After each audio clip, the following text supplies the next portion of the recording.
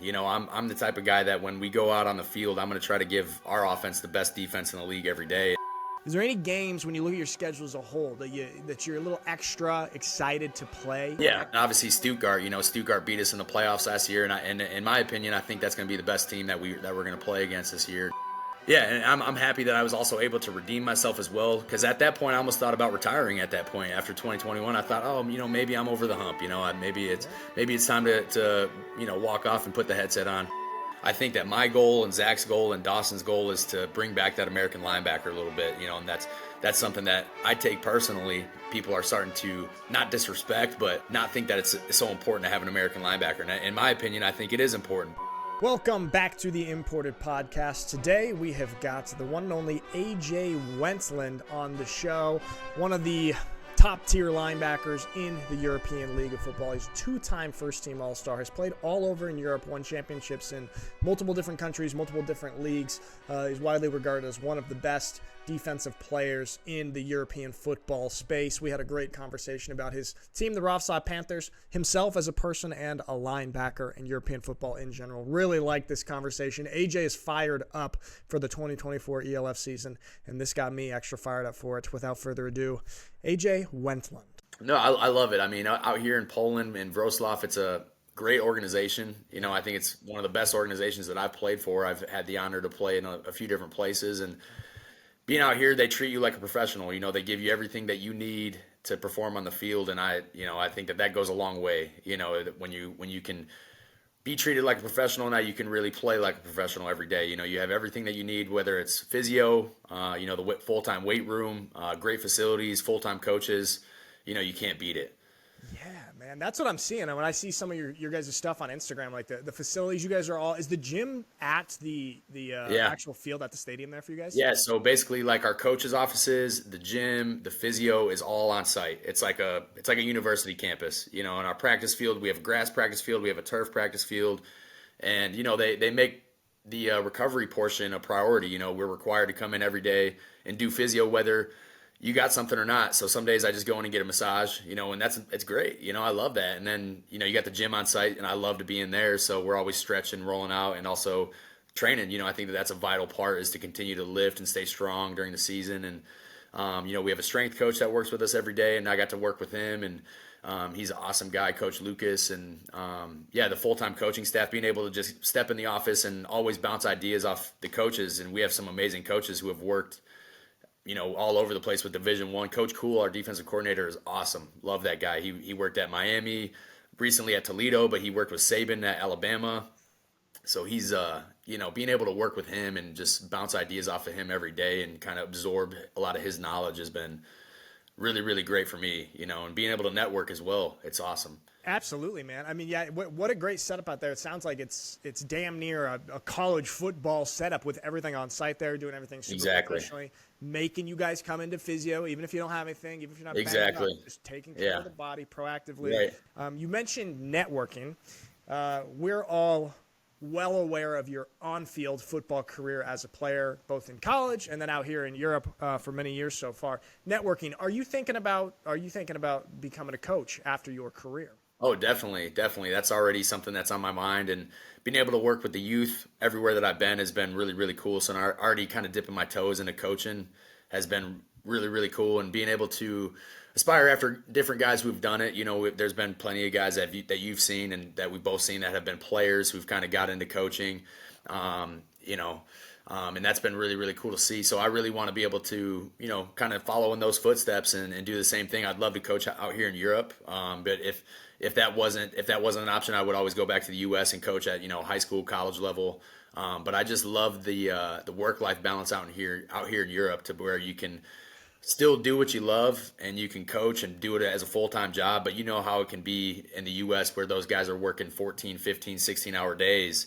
And I like that you can work 8 to 5, 8 to 6 p.m. In the season it's probably gonna be a little bit more, but you can still have time off and enjoy your family, enjoy the city that you live in. I enjoy the European lifestyle as well, and I think that us as Americans and people who have a lot of experience can make a big impact out here in Europe, and being able to help build a culture and that American football culture out here, I think, is important. So I definitely see myself getting into coaching when I'm done playing.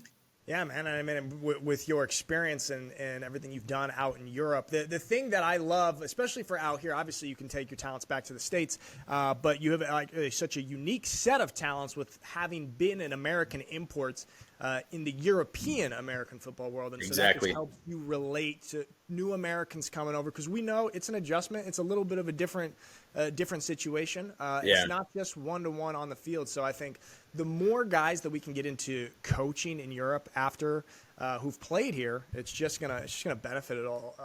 Yeah, like you said, it's important because it's, as you and I both seen, it's a different game out here. You got the imports, you got the local players. There's a different dynamic than being a coach or a football player in the U.S. It's different, so you got to be able to relate to the local players and also relate to the import guys, and like you said, it's a completely different dynamic.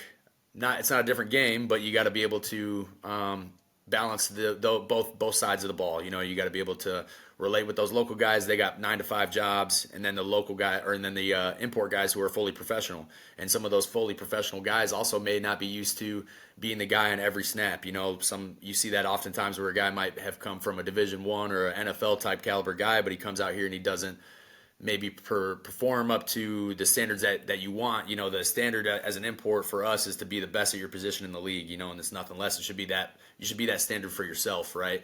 And if it's not that, then you got to be a great team leader. You got to be a great team captain type guy that brings everybody else up with you, So it's a little bit of a different dynamic because some guys come out and they're, maybe they're an NFL guy and they're used to everybody else around them being a very talented football player, and the level is getting better out here in Europe, but it's not always like that. So sometimes when you're in Europe, you got to be able to be the guy on every snap and be able to mentally perform on every snap, consistently, in practice too. You can't take days off. You got to be able to come out, go to work every day, be a blue collar guy. And, I think a coach that understands that dynamic and understands the lifestyle and what an import goes through, and also the demands that a local player has to go through, whether they go to school or they're working a 9-to-5, and then they have to still come and try to perform to the same level as an import player. I think that it's good to have those coaches that understand that both sides of the coin, 100%, man. Actually, like, my next question was, you actually basically just answered it, is what makes for a good import player? Obviously, good, talented on the field football player, but we've seen guys come over who were phenomenal Division 1A college players, starters, all league, come over and not have the success in Europe. In your opinion, what is the complete package for a good import? I think a good import definitely needs to always have a chip on his shoulder. I think that guys, like you said, who might have played at the NFL level or Division I, they might have already hit that pinnacle, that peak that they've hit all their goals, right? And now that goal's getting into the way of the next one, and maybe they don't feel like this is the level that they want to play at. Maybe they feel like they're better than where they're at. But I think guys that always keep that chip on their shoulder and always want to just be great no matter where they're at, because this is an amazing football league anywhere that you play in Europe. I always tell guys, like, if I've had guys that hit me up and like, hey, I got an offer to a GFL2 team. I'm like, go do it, be the best. Go do it and be the best. Doesn't matter where you play. Be the best that you can be and make a positive impact, because those guys are going to love you and they're going to look up to you, and you're going to make a great impact, and you're going to help make those guys better as well.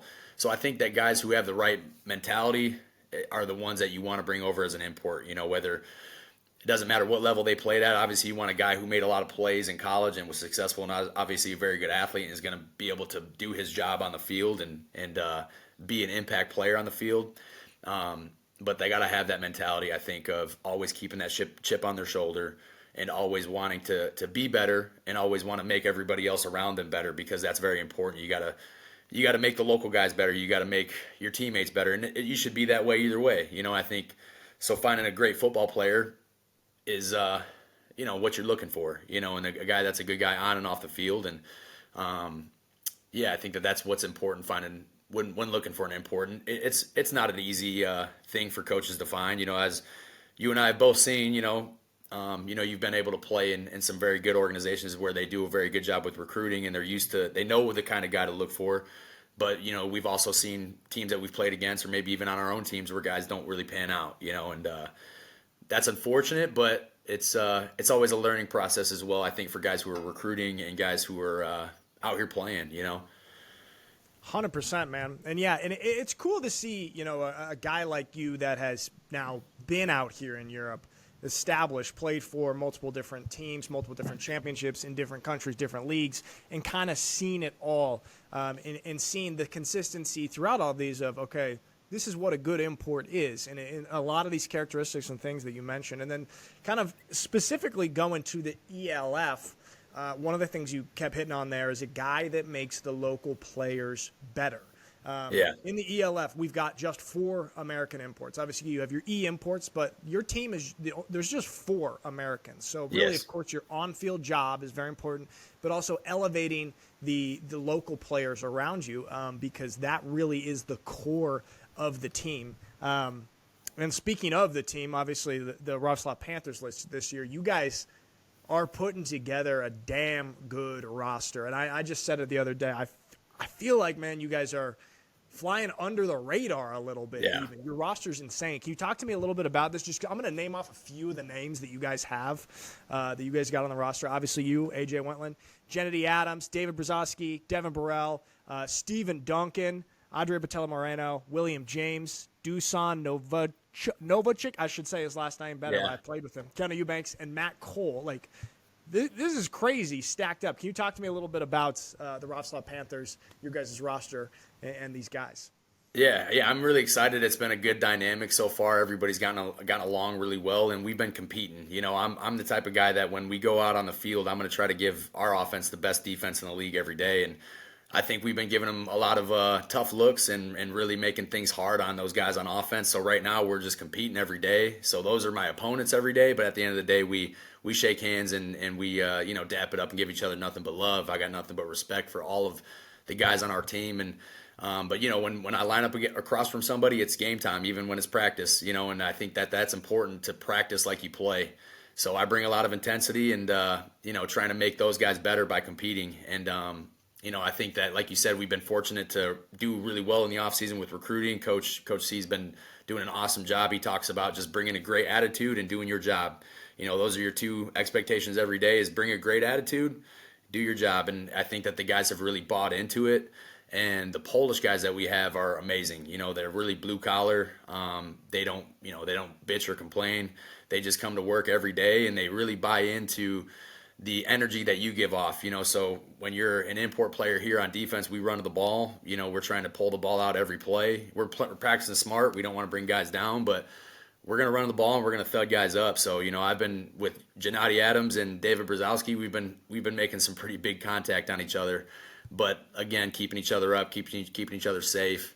And, that competition that we have right now is what's going to make things easy when we go out on game day, and I think keeping everybody healthy is important. Everybody's been able to do that so far, and we've had a really good team dynamic. And I'm just really, really excited to see how it all unfolds on May 26th. And then, one week at a time. Right now, we're just focused on Berlin, and we got a tough schedule, but that's the only way that we want it. We don't want an easy road. Anything worth having is going to be a challenge. So, but I think we're up for it, and I think that we have a good group of guys who are excited to play, excited to compete. And, there's going to be some tough games, but, that's what these camps are for, is to put us in tough positions. And so then when we get out there, things will be easy, Absolutely, man. What you just said there, anything worth having is going to be difficult to do. If it's easy, it's not going to be worth it.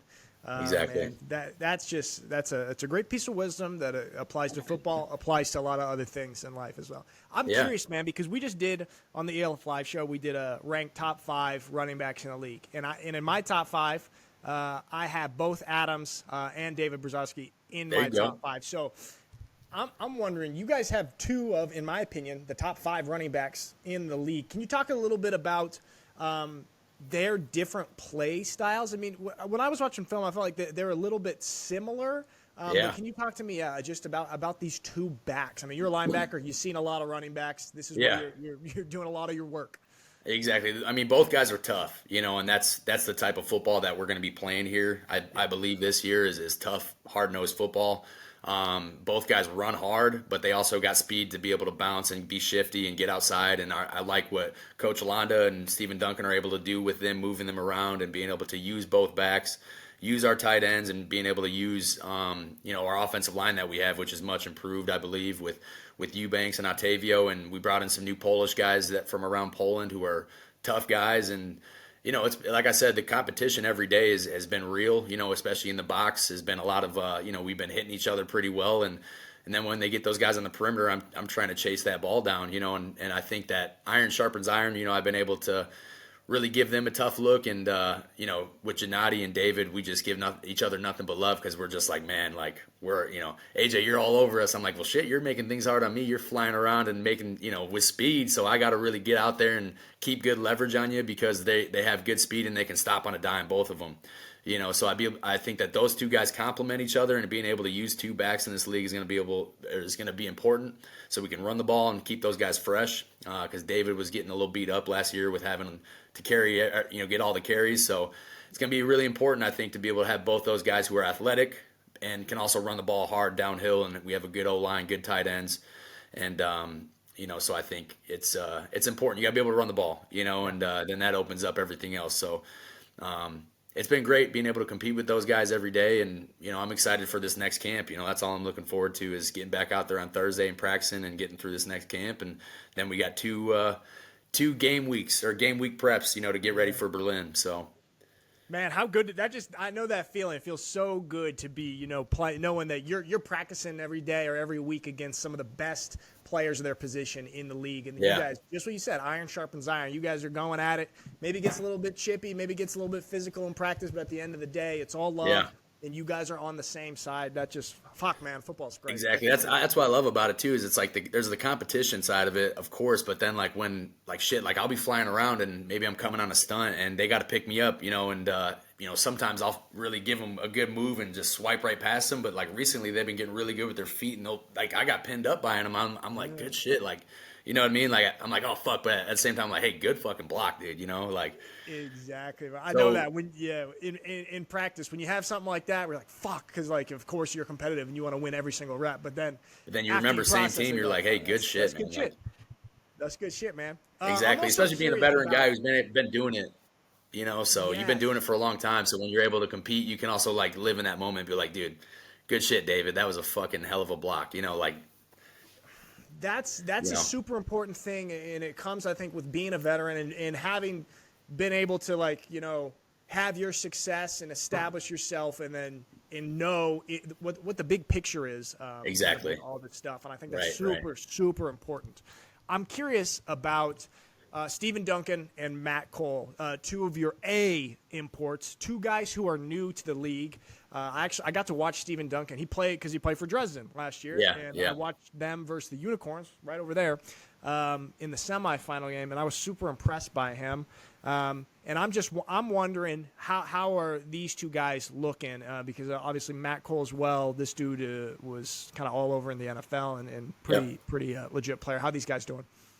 Yeah, so I mean, those two, it's a good dynamic having two Americans on the same page. Anytime you can have an American receiver, an American quarterback, that's gonna be the biggest connection that you got on that team, other than obviously the big picture of having the run game like we just talked about with those two running backs and the O line. Yeah, so Steven and Matt, having that connection is important, as having two Americans on the field. And Steven, big tall quarterback, he has a great arm. He can run around when he needs to. When we get pressure on him, he can move the pocket. He can step up in the pocket. And having a tall quarterback that doesn't he can stand in the pocket and not get afraid, stand there, make the throws. And he's a big guy, and you know how it is playing a big quarterback. You'll hit the hell out of him, and he's just like, okay, he's fine. He doesn't get his beat up just by having that big body on him.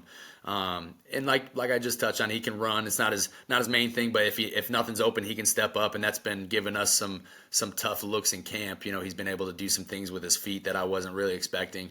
And so that makes me excited. And like you touched on earlier, he played in Dresden. That's where I started my career. So we had been in touch for a little while. Even last season, just talking about potentially working together in the future. So that was really cool that Coach C and everybody also saw that, and it worked out. And like you talked about with Matt Cole Matt Cole played with me in college, so that's how I got the connection with Coach C. Is I said, hey, I know this guy. He played with me at a Division II school at McKendree University, and I just was like, Matt was always a great player. He was always a spark plug, and from coming from a Division II and making it to the NFL and being able to have the resume that he has, playing all over the place, and I just know that Matt Cole, the way he's a blue collar guy, so I knew that he would fit in perfectly here because he's the type of guy. If you look at his resume in the NFL, he has like over 30 tackles on special teams. So we can put him on kickoff. He's not afraid to go out there and kick off. He's not afraid to go out there and be the gunner on punt if he need be. He can return. He's got a lot of speed. And like his blocking ability is really, really good. So being able to have him out on the perimeter, not always, maybe an American is manned up on him and going to follow him everywhere he goes. It's like, all right, let's do that.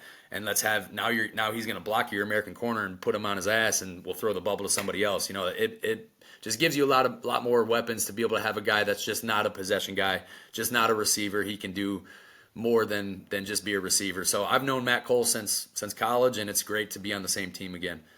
Oh, that is awesome! I didn't even put that together until just now that you guys were knew each other in college. That makes it all the more cool. And exactly. I love that, man. A blue collar guy. This is what you want. Just a hard hat and lunch pail, go to work, chop wood, carry water, blue collar type of fella. That's what we like. I'm wondering, are there any? Of course, all right.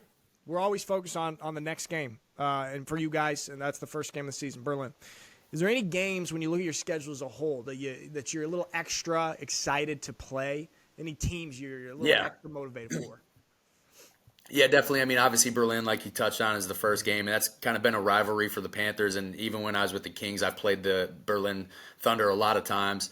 So that's always one that gets you fired up. I know a lot of guys on the team. And then obviously Stuttgart. Stuttgart beat us in the playoffs last year, and in my opinion, I think that's going to be the best team that we're going to play against this year.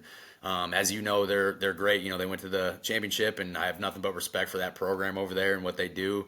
They're also a very like blue collar team. Like when you play them, you can tell that they're just excited to hit people. They're excited to, their O line is nasty. They're blocking downfield and they're scrappy. And that's the type of team that I like to play against. And I want to be able to play them again because I didn't play my best game against them last year. I was a little banged up, and obviously we lost in the playoffs. So being able to get back out there and be healthy and have a whole group that we can feel comfortable with. That we had a lot of injuries last year, but at the end of the day, they whipped our butts. So we're excited to get back out there, have another opportunity to play against a team like that, who I believe is a championship contender. And Frankfurt too. Frankfurt's always a good team, so we're able to go and play against them. And I've never been able to actually play against Frankfurt and Thomas Kosling, so I'm excited to be able to play them and kind of show that that we can play with those top teams in the ELF and beat the top teams in the ELF. I love that, man. Hey, when you look at this league this year, this season is going to be crazy competitive. Especially you look at the top half of this league, the top 10 teams. It's anybody's game this year. You guys, Frankfurt, Berlin's going to be good. Obviously, Vienna, Munich, Ravens, Stuttgart Surge, Frankfurt, Rhein Fire, of course, and then even Raiders Tyrol. Yeah, I mean the league is super competitive, and I think this is going to be the best year yet. And I think there's going to be a lot of really close games, and it's hard to tell who's going to crack the playoffs just because of everybody's so competitive, and the margin of error is really small. So I think that it's going to come down to being consistent, keeping people healthy on your team, and being able to roll with the punches, because you know how a season can get. So I also want to talk a little bit. Obviously, we're talking about the ELF, about the Panthers this year. I want to talk a little bit more about you, both as a football player and as a person. And so let's kind of dive in a little bit. You post on Instagram a lot of times about the books. Yeah, I enjoy reading. Seems like you're a reader. Yeah. Can you talk to me about some of the books that for sure. On you? I like to read a lot of different things depending on what kind of mood I'm in. I like reading fiction, nonfiction. A lot of books that have kind of helped with me, as I like some kind of, I don't want to say self-help books, but I've read, David Goggins books. I really like reading those things that kind of give you motivation and kind of see the mindset of different athletes. You know what I mean? So I just actually read a book, and I actually didn't post or anything, but it was In Pursuit of Excellence. And Coach Cool had me read that, and that's kind of like our Bible. I don't want to say our Bible, but on defense, we're all reading that book, and I just finished it, and it was just basically talking about like what the top athletes do in preparation with their mindset. And that was really cool. And I enjoy almost the psychology books, things that kind of look into the minds of different people. And then obviously, like I said, I enjoy reading things just for just enjoyment too. Like, or fictional books, where it's just, different things, whether it's, let me think off the top of my head. I got my book somewhere. I should just get the whole list out here. But, yeah, just fictional books too that are just entertaining. I've even delved into Bukowski a little bit. I like Bukowski, which is a very interesting guy. But it's just cool to read just different things. I'm always very open minded, and I like to just look into different things. Yeah. I wouldn't say I have like any specific thing that I only read. I like to read everything. Right.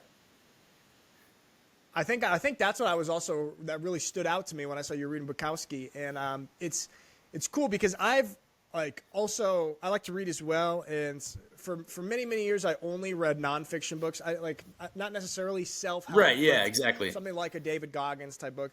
I've started also getting into fiction a little bit. Because there's so much truth in fictional books as well, and you can actually learn so much from a character or from a human story, and I think there's a lot of value in both, and so I love that, man. I love that. So what's the one you're reading right now? In Pursuit of Excellence, I think it's by Terry Orlick. And yeah, it's awesome. I mean, it's a good one. It's nice. Basically stuff that we already practice, like stuff that when you'd read it, you'd be like, okay, I already kind of do this kind of stuff, but it's just nice to read. You never want to stay off the peaks and out of the valleys. And me personally, I'm a very emotional player. So when I'm out there, I play it with a lot of emotion and a lot of intensity. But you also don't want to get too high to where that takes you out of your game, right? You don't want to get upset, or you don't want to get too frustrated, and you can't do everything. You got to focus on doing your job. You can't always try to control what everybody else does.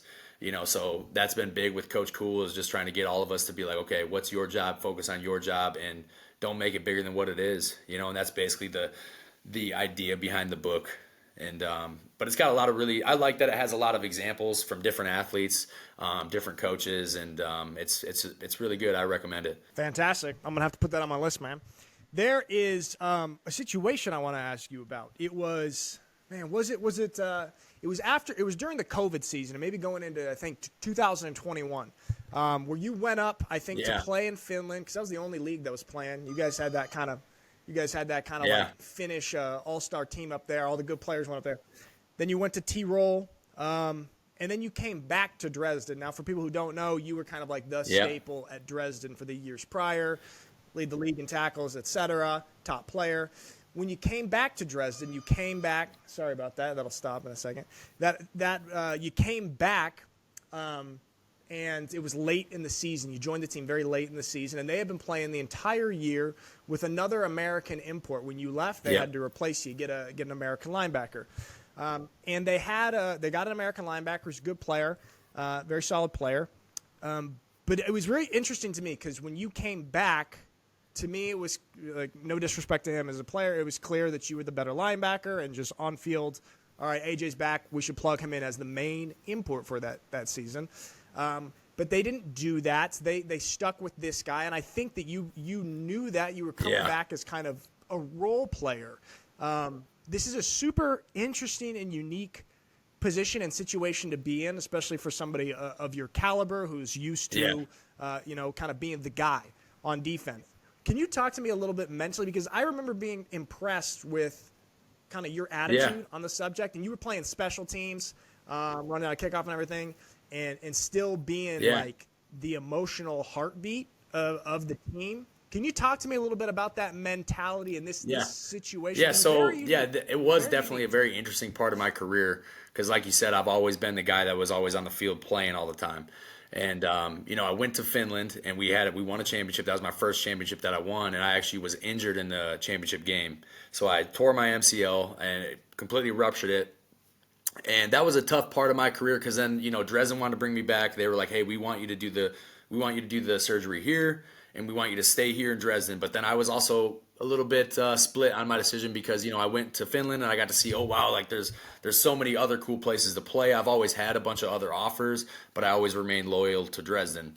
So at that point I thought, you know what, I'll do the surgery here, but I'll think about what I want to do in my future. I don't know if I want to continue playing in Dresden. Maybe this is the time to make a new experience. So at that point, I had my surgery, went through the rehab in Dresden. I was living there, and then the Tyrol Raiders hit me up, and they offered me a really good contract, and I was fully transparent with them. I'm like, hey, I just had my surgery. I think I should be good to play by the time March comes around.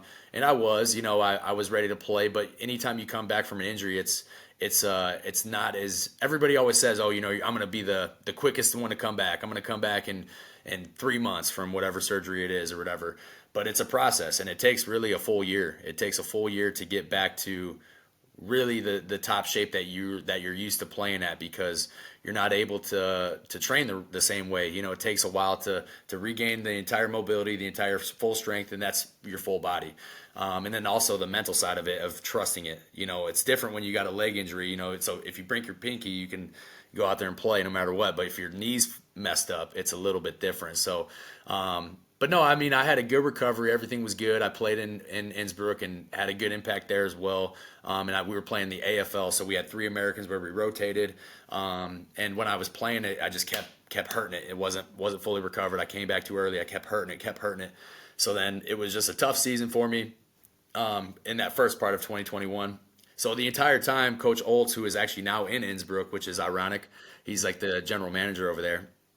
But he was the head coach in Dresden, and he never wanted me to leave. So he continued talking to me the entire time. He's like, hey, why aren't they playing you that much? I only played like 4 or 5 games in Innsbruck. And, I just said, I'm just having a tough time with the knee, but I'm still being me. I'm not going to ever pout or anything. I'm going to be a great teammate. I'm going to be, even if I'm the scout team guy, I'm going to give the offense a tough look every day. And that's what I did. I was a good teammate and just gave a hell whether I was playing or not. I'm going to do my best. So, when it got to the end of the season, I was flying home to see my brother's wedding, which was actually another big part of my decision of, okay, I'll play in Innsbruck, because then when the season's over, I can fly back to the U.S. and not miss any games. So I flew back to the U.S., stayed in the U.S. for 1 month to see my brother's wedding. I was the best man, which was I think was the right decision in hindsight. And then, Coach Oltz was like, hey, we want to bring you over here. We're making a run for a championship. We want to have everybody on deck. The guys still love you. We want you to be a part of this defense. But just so you know, we're going to stick with Lana at linebacker, and you're going to be on, because I guess Lana wasn't he was a great linebacker, but he wasn't the type of guy that would be out on every special team. No offense to Lana. I love that guy. Great athlete, really good guy.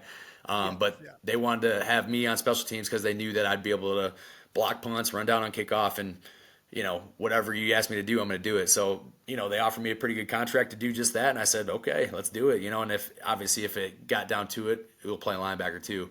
But the whole goal was for them to keep me there again. And then for the next season, have me be the guy again. So, but it's a business for us too. So I went into that, and I love that I was able to finish things out in Dresden and win a championship, because it felt like all the work that we had put in 18 and 19.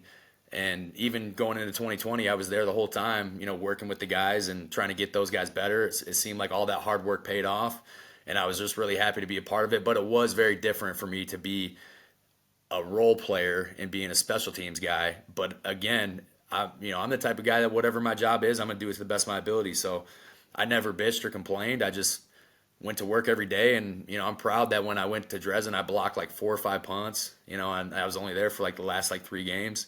I made some big plays on special teams, and those plays on special teams can change the game. I think I had 1 tackle in the German Bowl, and it was on the kickoff, and it was a tough kick that was bouncing around, rolling around. The kid grabbed it on like the 5, and I hit him right away. And that was my 1 play in the German Bowl. But hey, I did it. I got him down on the 5, put our defense in a good position, and helped make an impact. What I love about this is a lot of people, it's kind of cliche when a coach says, like, hey, whether you get 1 play or whether you get 50 plays, like you go all out and you make an impact on that play.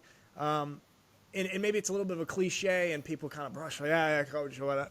But that's kind of a perfect example of it. And I think that honestly, man, that says a lot about your mentality and what you bring to a team, because it's a weird, unique, special situation. But I think that's kudos to you for that, man. And no, exactly. The one time, because as you know, I mean, 18 and 19 when we would go to Schwäbisch Hall. It happened in 20 or this past season with Steven Duncan as well. Like, so he's familiar. You go to Schwäbisch, it's hard to win there. And so it was good to be able to finally get that win. And again, I only made one tackle in the game, but I'm still proud of the guys and I'm still proud of that championship. And yeah, and I'm happy that I was also able to redeem myself as well. Because at that point, I almost thought about retiring. At that point, after 2021, I thought, oh, maybe I'm over the hump. Maybe it's time to walk off and put the headset on. But then I got the offer from Leipzig in 22, and I led the league in tackles. And then that kind of reignited my fire. Well, how crazy is that you go from maybe thinking, is it time? Am I over the hump? Am I about to retire? Yeah. In 2021 to now back-to-back ELF, Yep. I think first team All-Star, and especially last Yep. year having played for two different teams with the chaos with Leipzig. That's you talk a little bit about that from like that mentality to kind of this new Yeah, exactly. life, I mean, guess, that's kind of, it was like a where you're- reignited fire for me. Like we just talked about, it was a tough year in 2021, but still won 2 championships. And then when I got the offer from Leipzig, they gave me, a really awesome deal. And I knew that it was going to be a tough season going into Leipzig and having to do almost like a rebuild or a startup, and obviously it didn't work out in the long run, but, it was a great opportunity to go out there. And then I was able to see, hey, like, I still got this. I just trained my butt off and went back to work. And, I was able to see, okay, I still got a lot left in the tank. So you're saying to be voted by your peers to be an All-Star, even especially after kind of Yeah. crazy season with a bunch of off-field turmoil with two different teams, it's huge, man. You touched on training quite a couple times here, and obviously you're a big weight room guy. This is what we want from our linebackers. Yeah. You have, I believe, with William James, sort of a training program, Euro Athletes Academy. Can you talk to me a little bit about what this is and why you guys wanted to start this?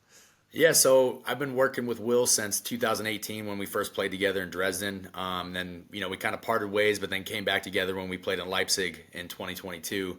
And then played together in 2023, and then we both came to Wroclaw together. So we've kind of been working out and training together, and our ideas are very similar. And we both have, degrees in exercise science, kinesiology, certifications in personal training, and we love doing that. So we just figured, hey, why not make this thing, make a program, and train guys the right way, and try to make European football better? Because at the end of the day, that's the end goal for both of us. Is we've seen how much has grown. We've seen how hard these guys work every day, and we want to coach when we're done playing, but we also want to help with strength and conditioning and maybe the best of both worlds. Maybe I ended up in an organization where I can do both, but, it's like, hey, we can work remotely and really help guys get better, and help guys train the right way, because we just noticed that there was a lot of guys who didn't train the right way. They've never been to the U.S. Maybe they train more like a bodybuilder. They might train more like, a power lifter. A lot of guys do powerlifting, right? And it's like, those things are all good, but at the end of the day, we're field athletes, and we need to train like football players. We need to be running. We need to be doing sprints. We need to be doing plyometrics and different things. And there's a progression that we go through, right? It's not like,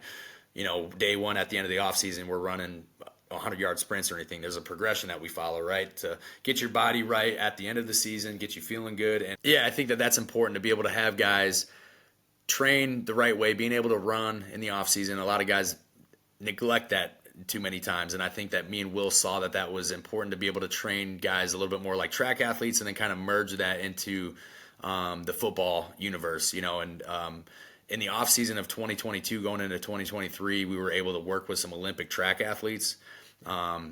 Periodically, it was like one time a week that we would go with them, and it really taught us a lot about just doing sprints and being able to be fully recovered, because I think even in today, a lot of football trainers will, they kind of do the old school, like grindy workouts where it's like sometimes like, hey, if we want to get fast, let's run fast and let's have full recovery. To be able to run fast, you got to be fully recovered. So we kind of learned a lot of those things from those track athletes, and that was really, really cool. And being able to adapt that and bring that into our field of work, and then, okay, now let's use that and put that into the football side of things. And obviously, like I said, there's a progression. So as we get closer to the season, we'll do more of those grindy workouts where we're doing shorter rests, where we're mimicking more of the football game. But hey, in the beginning of the season, let's build that engine. Let's get bigger, faster, stronger, and really being fast is the most important thing. I think, as you see in today's game, speed kills. So let's try to get fast. So I think that's what we really try to base our training off of in Euro Athletes Academy. Fantastic, man. Hey, that's the thing. You gotta be fast. Speed kills, I say it all the time, and especially the way the game's going, and the way even look at the linebacker, for example. The linebacker used to be this just massive, just kind of just plug right in the middle. Yeah, like now a 250. linebacker, you gotta be as fast and as athletic as a safety. Being in the middle, Exactly. but also be as strong and powerful enough to take on, offensive linemen. Exactly. I mean, like when I was in college, I was playing at like 235, 240. And, now I'm out here and I'm playing at 230, 225. Like right now I'm probably like 226. But I feel good at 226 because I'm running fast and I'm still strong enough to plug these offensive linemen, and I'm powerful and strong enough to do that. I don't need to have all this extra weight on me. Exactly. And I mean, and look at like, for example, a linebacker like Fred Warner for the 49ers in Exactly. the NFL. I mean, he's probably maybe he's about your size. Maybe he's a little bit lighter, but like similar, rangy, long, fast, strong combo. Exactly. And that's the game now. All right, Euro Athletes Academy. People should check that out. They want to get fast and strong, play football like AJ. Heck yeah. Last question, bro. I'm a former linebacker. I'm very partial to the position. You obviously one of 3 linebackers, American linebackers in the European League of Football. There's just you, there's Dawson Dales for Paris, and there's Zachary Blair for the Milano Seamen. Can you talk to me a little bit about this, the fact that not so many teams are deciding to go with an American linebacker? What is your opinion on this? I think that, like we talked about, the way that the game is kind of adjusting and merging and developing into a little bit more of a passing game and a little bit more spread out. And I think that I think management and different teams are a little bit worried about their back halves. And a lot of times I'm seeing a lot of people go with 2 American DBs. But I think that when you can find the right American linebacker, it's going to be very, very advantageous to you, because a guy that can run around and make 15 tackles a game and be able to put pressure on the quarterback when they're passing, and also run down screen game, be able to cover, whether you're running a Tampa 2 or you're being able to, and obviously stop the run first, but being able to also make an impact in the passing game. Yeah, I just think that being able to have a guy that can do both, if you have an American DB, 2 American DBs, I mean, okay, yeah, you're good in the pass game, but how much impact is he making on the run game and making on both sides of the coin, right? If you can have a guy that can make, like we just mentioned, 15 tackles a game, you're disrupting screen game, you're disrupting the run game, you're disrupting pass game, you're getting sacks. If you can do that, now you have the type of player that you want on your defense. And I think that my goal and Zach's goal and Dawson's goal is to bring back that American linebacker a little bit, and that's something that I take personally. Is people are starting to, I guess, not disrespect, but not think that it's so important to have an American linebacker. And in my opinion, I think it is important, but it also depends on what kind of local players you got, right? Okay, if you have an amazing defensive line and amazing linebacker core, then I understand. Then you can get 2 DBs, or maybe you're lacking at the D line position. But again, a D lineman is only going to be able to get sacks, which is very, very important, obviously, especially in a passing league. But if you can have a linebacker who is a stud, making plays on the run, stopping the run, stopping all your perimeter game, sideline to sideline, and making plays in the pass, getting sacks and covering the field, I think that it's the most valuable position. And I think it's my goal to prove that this year. I take it personally. I speak personally with Zach Blair and Dawson. Both those guys worked with Euro Athletes Academy this offseason. They both had great off seasons. And it's our goal to show the league that it's not a dying position at Import. I think it's a very vital position to have, and it's an important year for us to be able to bring that American linebacker back to the league. I love that, man. I'm rooting like hell for you guys to show that this is not a dying position. This is when done right is the most valuable. Exactly, position. And you just said it. When it's done right, you got to have a guy that's ready to do it every play. He's got to be able to rush the pass when we blitz. He's got to be able to stop the run when they run the ball, and we got to be able to run sideline to sideline when they run perimeter game, screen game, and then also if we're dropping in zone, dropping in man coverage, take away those, make things hard so that our D-line does get sacks, And, I think when you can combine all those things, then you got the right linebacker, and you just got to recruit the right linebacker, and when you get the right linebacker out here, like I said, I think it's the most valuable position on the field. But we gotta you got to bring that and show it. So I think I'm very excited for this season. I'm getting fired up right now just talking about it. I want to go out to practice. So, let's see how it goes. Spot the ball. And I think me and Zach Blair and Dawson Dale, we're going to be able to hold it down this year. And hopefully those 3 names will be at the top of all the defensive statistics and also have successful teams, and I think that's also important to have a good defense. So that's my goal, have a top 3 defense in the league and, be the best. That's my goal every day is just be the best. So. Hell yeah, bro. That's why I'm rooting for you guys. We're rooting for the success of the American linebacker and of those teams. AJ Wentland, man, thank you so much for coming on the Imported Podcast. Absolutely awesome talking to you, brother. And good luck this season. I'm really excited to watch you play, man. Thank you, Nick. Thank you for your time. Absolutely, brother. All right. I'll see you. All right, man. I'll talk to you later.